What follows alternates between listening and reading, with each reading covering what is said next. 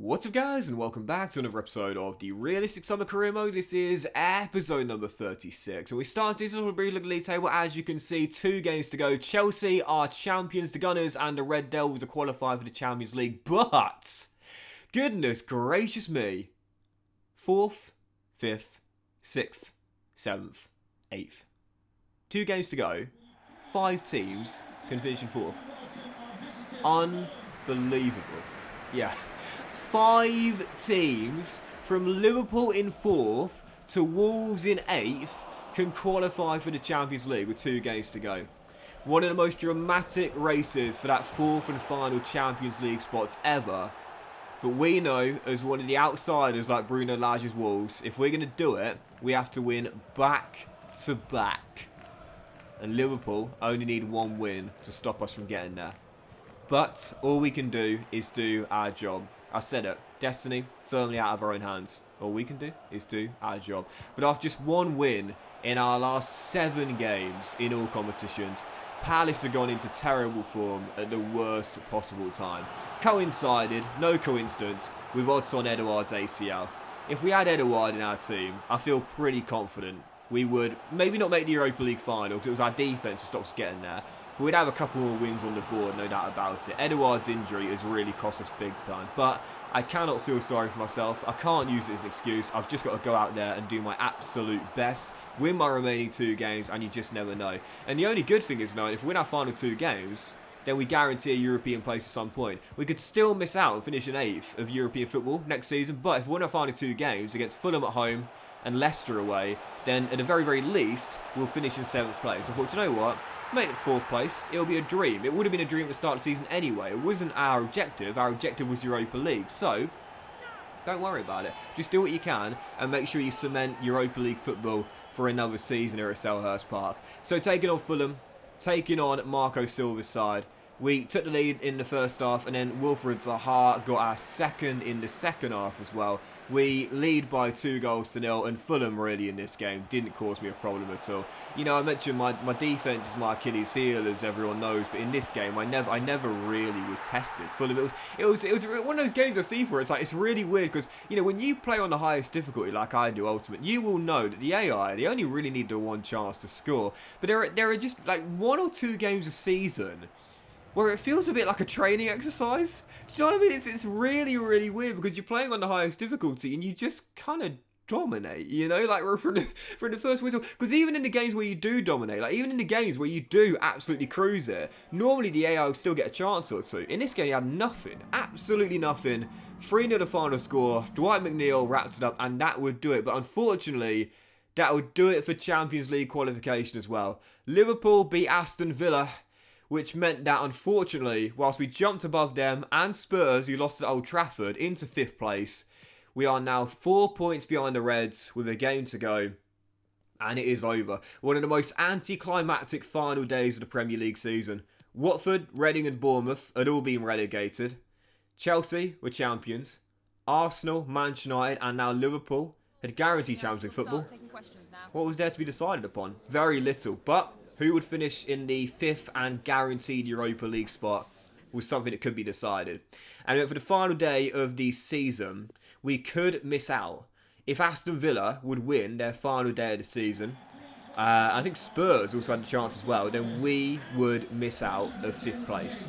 And we would still finish in a European place regardless, but we know that 5th is the guaranteed Europa League spot, because obviously there are other competitions that can determine who finishes where and who gets what place, who gets what qualification based on the place they're in. For example, the winners of the FA Cup or the Europa Conference League, for example, going into the Europa League. So if you want Europa League, forget Europa Conference League, 5th will guarantee it. And heading to the final day, if we won at Leicester, at the King Power, nothing to play for, that would guarantee it. So it was a really nervy first half. I didn't play well at all in this game, I'll be honest. It was a really nervy first half. And I kept on getting goal updates on the top right, and you might have seen it there. Aston Villa were beating Chelsea. They were at the break, and they were late on as well. They scored a dagger, so with 8 minutes to go, I was really starting to panic. I was thinking, if I drop points, it's over. Aston Villa take over, and they finish in 5th. And with 6 minutes to go, the relief was evident. Yep, I just about managed to work the ball inside. Max Aarons down the right, rolls it across, and Jay De Silva off the bench scores the dagger. And thank God for that, because Aston Villa won against us at Villa Park, one of the big games that halted our run in the race for a Champions League spot, ended our unbeaten run. We got thrashed 3-0. They thrashed us in the FA Cup 4-0.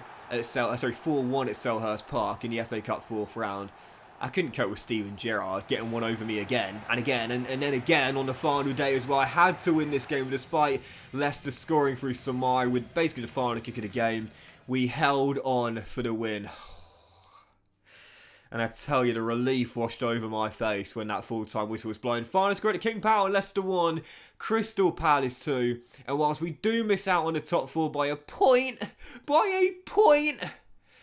I don't mind. Chelsea, champions, the Gunners, the Red Devils, and Liverpool, Champions League places. I will take 5th. Aston Villa beat Chelsea. We hold them off by 2 points. Wolves jump into 7th to claim a Europa Conference League spot, and Spurs in 8th. And I'll be totally honest here, I'm more than okay with that. I mean, the race was unbelievable. 6 points separated 4th to 8th. Liverpool to Spurs, 6 points. That's all it was. 6 points.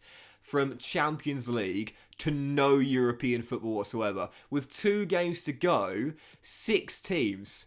I mean, that's unbelievable, isn't it? 6 teams with 2 games to go could have finished. No, is that right? 6 teams?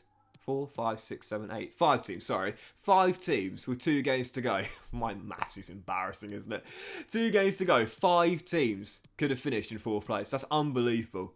So the fact we finished in 5th, a guaranteed Europa League spot, which is what the board asked for at the start of the season. Yeah, I'm taking that every day of the week, mate. So, following that, you see Mane won the Golden Boot. Jose Sarr won the Golden Glove as well. We got one representative in the team of the season, Max Aarons. Not a surprise either. Max Aarons is really good this year. A few assists, couple of goals. And also, we had the, I think, 4th most amount of clean sheets this season with Dean Henderson. And what a signing, by the way. Dean Henderson, Sadio Mane, player of the tournament, by the way. No real surprise. This guy's my arch nemesis in this year's FIFA. But, you know, Leicester, they won the Carabao Cup, Leicester. So they qualified for the Europa Conference League by beating Liverpool. The FA Cup was won by Aston Villa. So they had already finished in 6th place regardless. So they're already going to get Europa League. But they also win silver as well. Steven Gerrard, what a season. Unbelievable, right? And for Leicester, they reached 2 cup finals. They won the Carabao Cup final, but came up short in the Europa Conference League final to Real Betis, the Spanish side. Out of the Europa League, we of course got to the semis for being dunked out by Atalanta. Jose Mourinho, serial winner, does it again. Wins the Europa League with Roma. And as for the Champions League, Monaco went all the way to the semis, only to lose to the eventual winners, Barcelona, who won an El Clasico final. Oh my God, please. We all want an El Clasico Champions League final one day. It would have been amazing in the Ronaldo Messi era, right? But even so, Barcelona Champions League winners. All those levers getting activated, it paid off in the end. So, yeah, I gotta say, like, for me, that's a good season. Like, that is a good season. Alright, domestic cups, they were a failure. Forget the Carabao Cup, no one cares. But the FA Cup, obviously, you know, fair enough. Alright, okay, fair enough. Round of 32, that's disappointing. We were the holders. I didn't think we were going to win it again.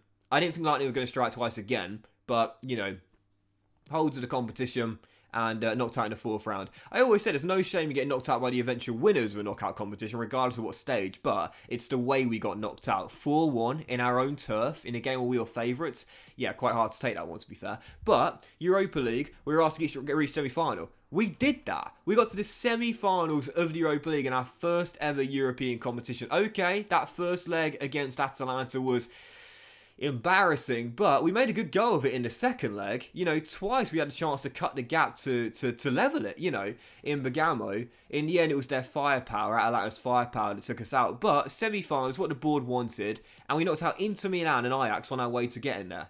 I'll take that. And in the Premier League, we missed out on the Champions League by a single point and finished in 5th, a guaranteed Europa League place where the board wanted. That's a good season in my book. We vastly improved our defence. Dean Henderson had 11 clean sheets. That's 7 more that Gaita got last season. Great signing. And Buemo replaced Elise, as good as he could have been. Willock did the same with Gallagher as well. I got to say, to me, that was a tough season. We had injuries. We lost Edouard right at the end as well. We guaranteed 5th. We got Europa League football at Selhurst Park next season once again. We got to the semis of the Europa League this year. And we also finished 1 point away from the Champions League.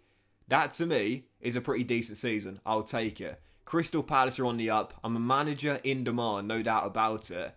We've really done well in these 2 seasons with Selhurst Park. Question is, what's coming next? Without winning today's episode of the Really Summer Career, guys, big thank you. Fortunate you enjoyed it. If you haven't, please drop a like. Much love to you all. Have a fantastic day. And I'll see you for a brand new season of the Realistic Summer Career Mode very soon.